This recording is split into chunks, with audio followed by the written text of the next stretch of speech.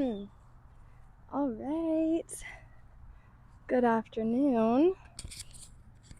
So as y'all probably have gathered, I like to do everything. That is just not gonna stick very well. I like to do everything in one take because I'm not the biggest fan of video editing, though I'm totally capable. I just would rather spend my time doing other things. So, anyways, besides, this is going to be like a nice conversation, obviously one-sided conversation about certain sustainability topics, predominantly within the Phoenix Valley area. Also, excuse any of my raspiness. I have some congestion going on. I don't really know if it's a cold or allergies or what. There also has been a mulch fire in Mesa the past week, and everybody's asthma that I know has been flaring up. So, to get started, to kind of preface, because I'm going to read a lot of different quotes and share lots of different information, I want to acknowledge that although I'm no expert yet, there's a lot of information that I'm going to continue to learn from, continue to grow and adapt from, and anything that I relay now doesn't necessarily mean it can't be improved for the future.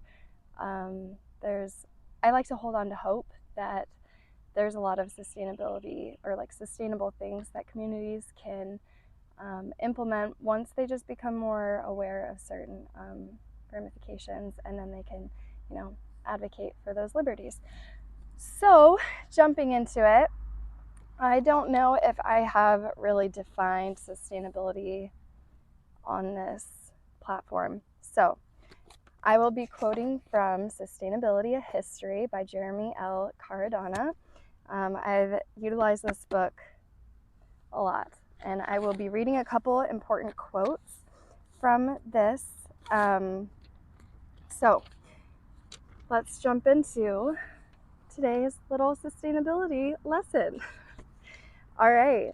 So, to sustain-ist, sustainability means planning for the future and rejecting that which threatens the lives and well-being of future generations. It means creating a green and low-carbon and resilient economy that runs on renewable energy and does not support growth that would impair the ability for humans and other organisms to live in perpetuity on the earth. It encompasses the development and application of the concept of sustainability in a broad range of domains, such as urbanism, agriculture, and ecological design, forestry, fisheries, economics, trade, population, housing, architecture, transportation, business, education, social justice, and so on. So there's a lot of topics that sustainability can umbrella. And so whenever I ask on my Instagram page, I'm like, hey, what's everybody's favorite topic, or what's something within sustainability that intrigues you? It's endless. There's a whole variety. So if any of those listed brings you intrigue, one of these days, message it on my Instagram, because I always like to dive into curiosities. Furthermore, with sustainability, I kind of like this art piece that is included, where there's overlap between environment, equity, and economics. I have no clue if you can really see that. That's what sustainability is. But I think there's kind of a hierarchy of sustainability. And one could argue, Pete Victor and Herman Daly in particular, they argued that society and the economy are supported by and could not exist without the environment, and therefore that the environment should take conceptual priority in any model of sustainability. So quoting Daly, all economic systems and subsystems within the big biophysical system of ecological interdependence.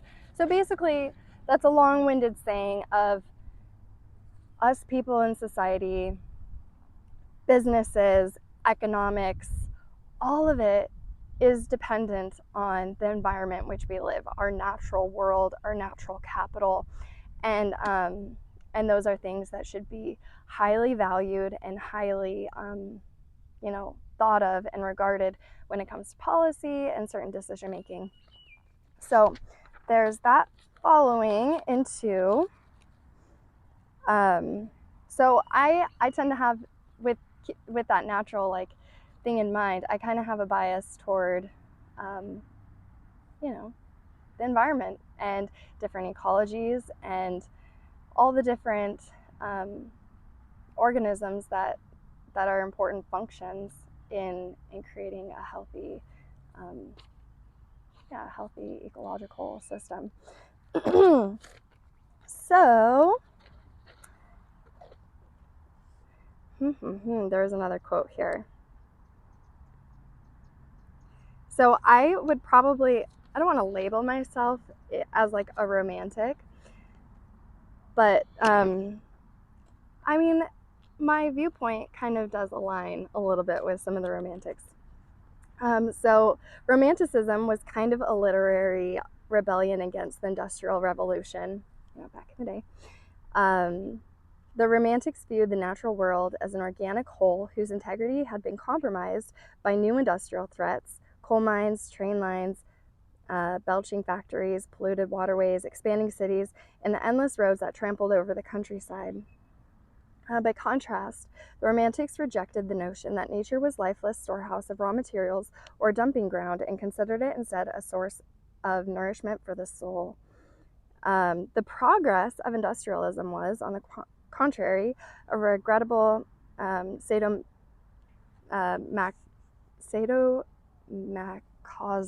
oh my goodness, that hindered spirituality and humankind's capacity to live harmoniously with the natural world. That's another thing. Recording this live with no edits, there's gonna be errors, and my tongue sometimes just doesn't speak very quickly. Okay, so basically, nature isn't just like a lifeless storehouse of capital, of trees and water and things that we use in our day-to-day thing. It's more of the nourishment for our bodies, for our soul, and we should treat it with the utmost regard. And I would like to say, so now in today's climate, when we go ahead and talk about the environment, a lot of discussion has been prioritized around climate change, and climate change, of course, is an important discussion to highlight. Greenhouse emissions are continuously pumped into our atmosphere, and they're causing a heating effect. However, I do feel like it's highlighted too much. There's a lot of other pressing topics that could be discussed that communities can implement. There's a lot more environmentally going on aside from climate change, I guess, is what I'm trying to say. There's a great quote from Eileen Christ in 2007, and it's also quoted in Sustainability: A History. Here we go. While the dangers of climate change are real, I argue that there are even greater dangers in representing it as the most urgent problem that we face.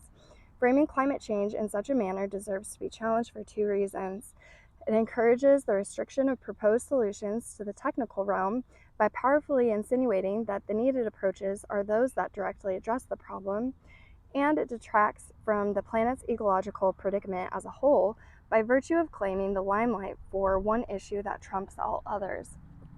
And that's kind of how a lot of environmental stuff has been set up. It just really prioritizes climate change, and then a lot of these other issues kind of get pushed out on forethought. And so that's why I'm here discussing these things today, is if we can have these conversations about sustainability, about certain things that communities can implement, or even just certain things and exposures that are occurring now, we can discuss those and communities can actually have some informed consent and actually stand up for certain things that are occurring. Because there's a lot I didn't realize was happening even within this little Phoenix Valley. I had no clue were happening until I started studying sustainability. I was like, wow, I wonder how many people I know actually know that this is going on. So I'll dive into that because I wrote a wonderful research paper on certain things that have happened in Phoenix. Ooh, I guess I will, I'll dive into that now. So in the Phoenix Valley, there's a lot of different contaminants that have been put into our immediate atmosphere and our water from different business agglomerations. So I had some wonderful writing from my research paper, and I'm going to go ahead and read to you. So just sit back, relax, and I'm going to go ahead and start. Phoenix's booming growth over the decades has been touted as one of the amazing aspects of the city and has drawn business and industry to the valley with little consideration of the air and water pollution implications that inherently arise from a quickly industrializing desert metropolitan. Phoenix has been and continues to be home to numerous electronic and technological firms and manufacturing facilities through the development of specialized industrial agglomerations driven by, amongst others, high technology industries, so like electronics, semiconductor, telecommunications, aerospace. In 1948, Motorola built a semiconductor plant on 52nd Street. The negative impacts of this plant did not become apparent until the 1990s, when Motorola facility became one of the largest CERCLA Superfund sites in Phoenix due to its extensive groundwater pollution. From this pollution put by Motorola, it contaminated two of the primary water aquifers, which necessitated their abandonment. So they couldn't be used anymore. They polluted the groundwater so much. And the loss of the water sources could have served over 350,000 people. In a desert, water is super essential. So one would think that such catastrophic event impacting one of our most precious resources would leave residents permanently skeptical of such industries, but that was not the case. Other technology manufacturing companies also settled into the valley, advertising themselves as green industries. However, contrary to the image of high-tech industries of clean and non-polluting, semiconductor and affiliated manufacturers are sources of significant toxic air emissions and groundwater contamination. Also noted, Phoenix has a low valley topography and experiences minimal wind. This creates a shallow, relatively calm valley location which pollutants settle and concentrate. Phoenix is host to serious air, land, and groundwater contamination problems. These issues are further exacerbated by cumulative exposures, bioaccumulation, and human effects. In addition, the Metropolitan Phoenix has failed to meet Environmental Protection Agency, the EPA, standards for atmospheric pollutants, and the US EPA has labeled Phoenix's contamination serious for its non-attainment of recommended standards in emissions for carbon monoxide, particulate matter, and ozone since the 1990s. Y'all, we're in 2023. It's been over 30 years since the Phoenix Valley has been within a relatively decent attainment. That's insane. So Ballin and colleagues detail numerous issues with the EPA's exposure models that create inaccuracies when calculating hazardous risks. Risk assessment is faulty at best when substantive information is omitted, and often no estimates are available for airborne releases of several acutely toxic chemicals that are commonly used in electronics and semiconductor industry. So that's very, I want to highlight that. So rewind that. No estimates are available for airborne releases of several acutely toxic chemicals that are commonly used in electronics in the semiconductor industry. And then those are being put out in our atmosphere. Kind of nuts. So aside from the unaccounted for hazardous material or chemicals, these facilities are known to release toxic heavy metals, copper, nickel, lead, and these heavy metals have extremely high toxic equivalency potential, which is TEP. It is interesting, this part's really interesting. It is really interesting to note that this same area of Phoenix with many facilities that produce unknown risk chemicals, this is like the same location that has been designated a long-term ecological research site, and it encompasses 27% of Maricopa County. Furthermore, so now we're going to kind of dive into certain, like the EPA Toxic Release Index, which is where the EPA, you can go online and kind of see what different businesses are emitting certain pollution, what type of chemicals they emit into the atmosphere. And those are called toxic release indexes. Interesting enough, so let's continue. Maricopa and Pinal counties show shocking levels of chemical air emissions. Pinal County's emissions are 43% styrene, a known carcinogen, with the remaining emissions as 26% glycol ethers, 21% sulfuryl fluoride, 3% phenol, 2% methanol, and 6% entirely unidentified as other.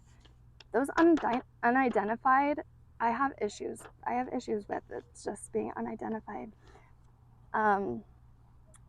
In Maricopa County, over a quarter of its air pollutants were described as carcinogenic, specifically contaminated with the substance styrene. Other emissions for Maricopa were 26% glycol ether, 14% N-butyl alcohol, 8% ammonia, 3% methanol, and 22% entirely unaccounted for as other. Chandler and Mesa both have TRIs in which over half of their emissions are considered or are contaminated with styrene, which, remind you, is a known carcinogenic material.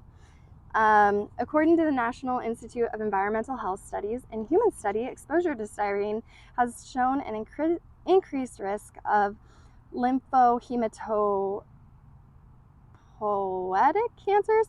Okay, some of these words, I can type them, but I can't really articulate and speak them, such as leukemia and lymphoma.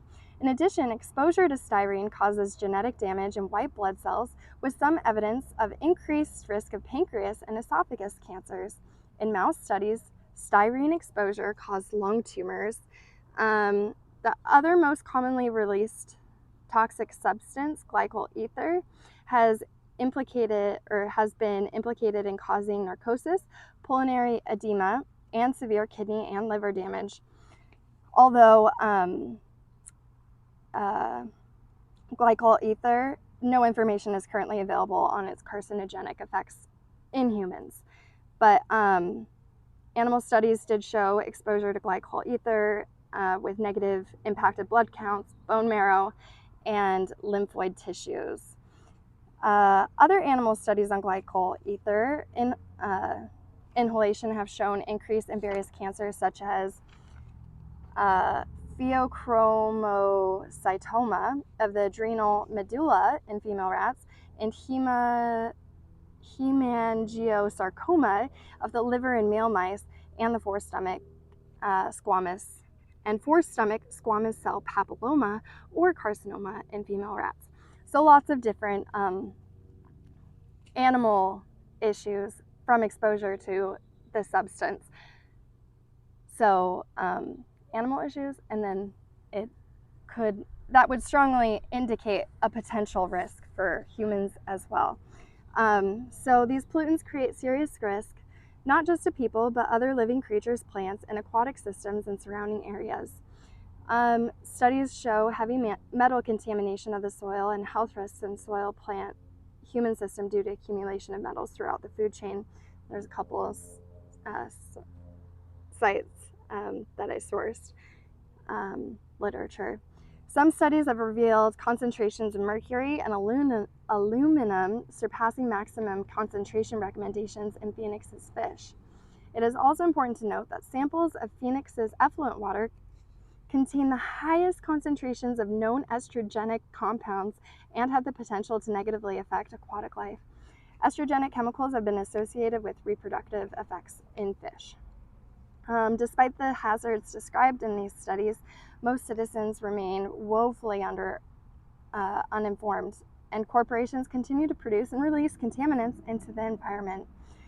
Ballin and other colleagues warn Phoenix's high hazard corridors reflect a variety of recent planning and zoning decisions that have failed to protect residents from the presence of industrial and commercial hazards in their neighborhoods. So that's, I mean, there's, it's heavy.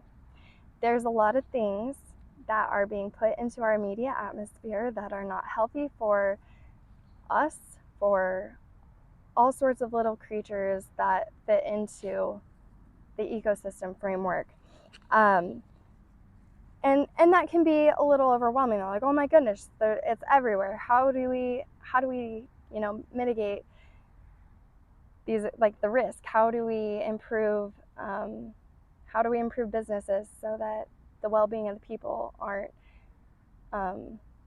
being subjected to. Okay, I lost my train of thought. Okay, so with that being noted, there has been a shift of politics of inclusion, which kind of, so the politics of inclusion ensure that results better fulfill the broad public interests rather than decisions that are shaped by the lobbying of powerful and vocal interests. And that's a little tricky because in the United States, Citizens United ruled that corporations essentially have the same rights as people, like as individuals. So, you have like a really wealthy person being able to kind of use that levying power against some of the well-being of common folk. But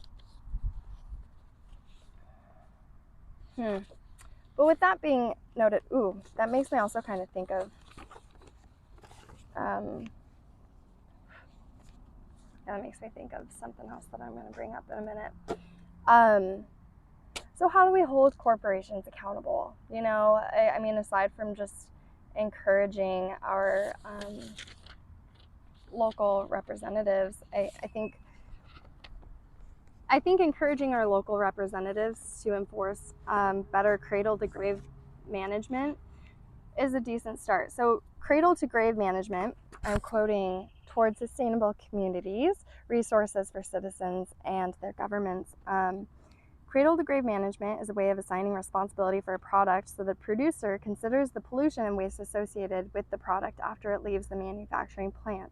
Responsibility for a solid and hazardous waste starts at the beginning of the product's life when the brand owners and designers make choices to determine the extent of environmental impact a product will have throughout its life cycle. And so as of lately, there has been some push for what's called take-back laws, and it places financial and physical responsibility on industry for end-of-life management of their products and packaging.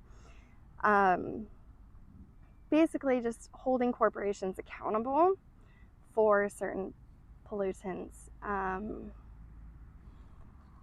Yes.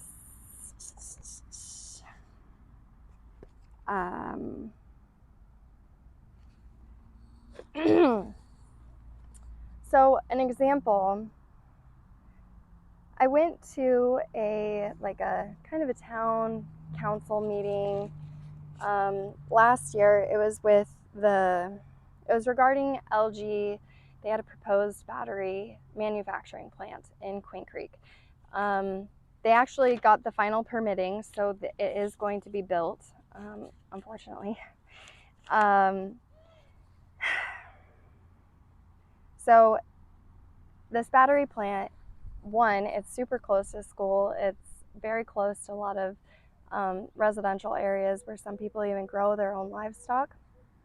And I advocated against just because certain emissions from this corporation would be hazardous to the ambient air and the local community.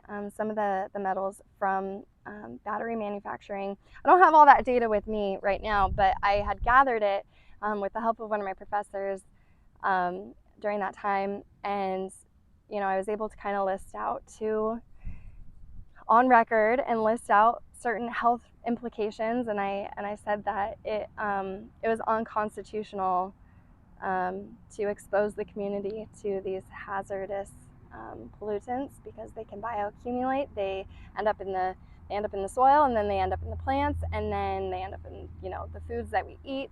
It's or even just like genetically, it ends up inside of our bodies. I might not be the best at articulating bioaccumulation, but it stays and it just builds. It can't just like disappear once it's in the environment.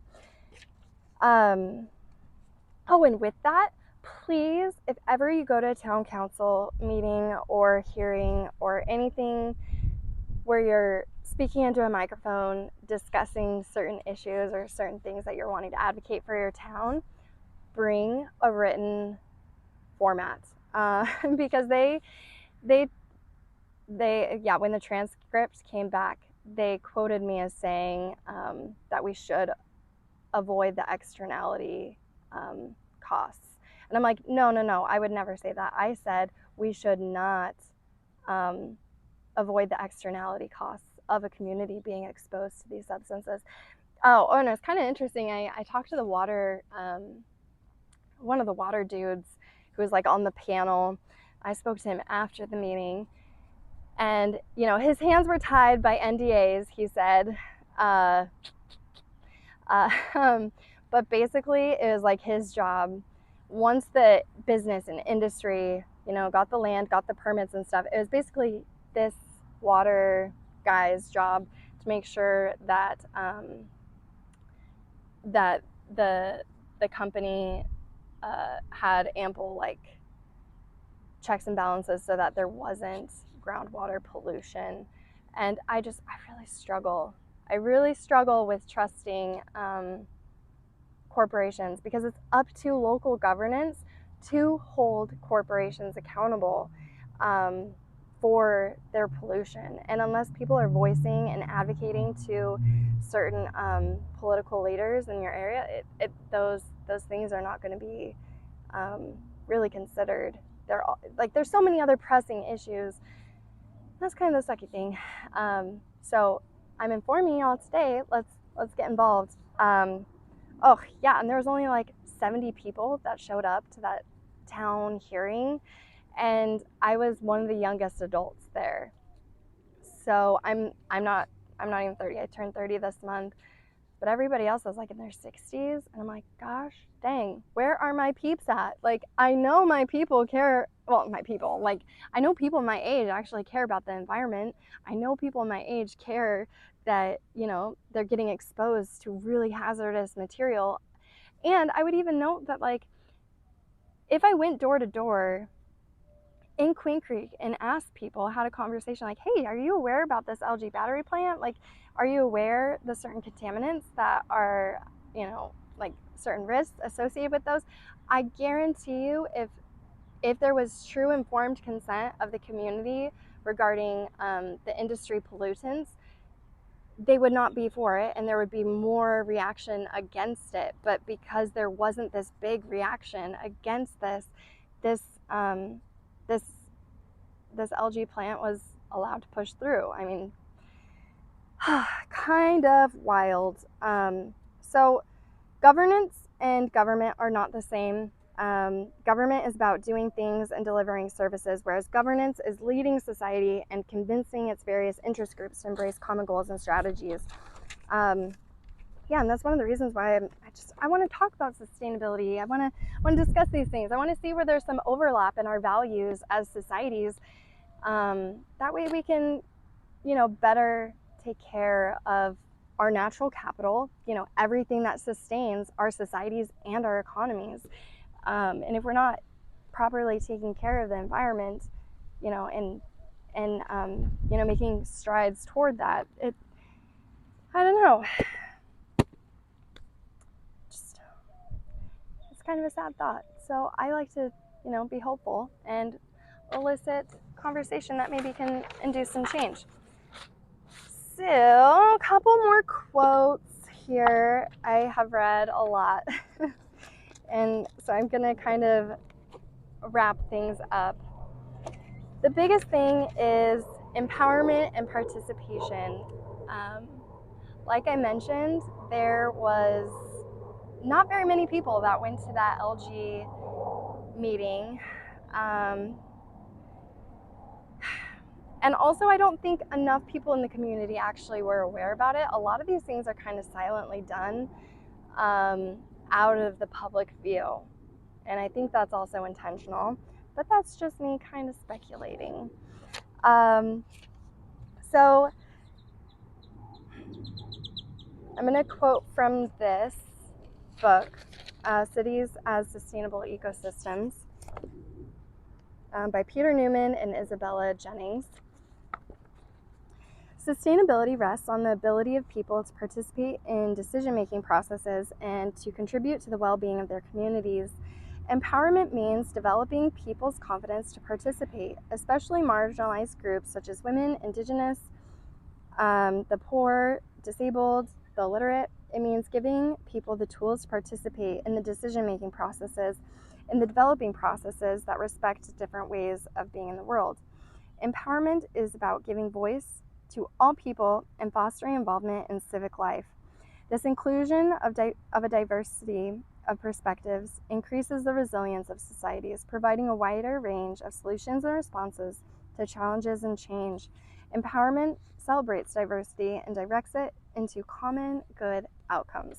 So, there can be common good outcomes, discussing certain values, discussing certain topics that are of an importance, kind of helps us find solutions. So some final thoughts, some indicators of empowerment listed are self-confidence levels of community members, capacity of the community to organize itself, 3, capacity of the community to understand and reflect on the reality of the environment in which they are living, 4, capacity of the community to set goals, 5, capacity of the community to develop plans, 6, capacity of the community to implement plans, 7, capacity of the community to create networks, 8, capacity of the community to communicate effectively, 9, capacity of the community to evaluate outcomes of its activities. I think one of the biggest from this list of empowerment is the capacity of the community to understand and reflect on the reality of the environment in which they are living. Right now, I don't think there's a full grasp of that. Even someone who's majoring in sustainability, I had no grasp of some of the implications of what is occurring in our immediate environment. And I'm still learning. There's so much more I've yet to learn, and I kind of can't wait to learn more. Even though sometimes it makes me feel a little sad, a little depressed, but I hope for progress. I hope to start these conversations so that we can better understand and better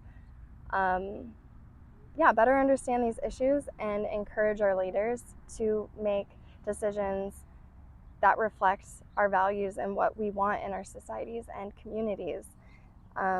So that being said, another fun tool that you could utilize is looking up, if you go to the EPA's website, you can look up the toxic release index for your area.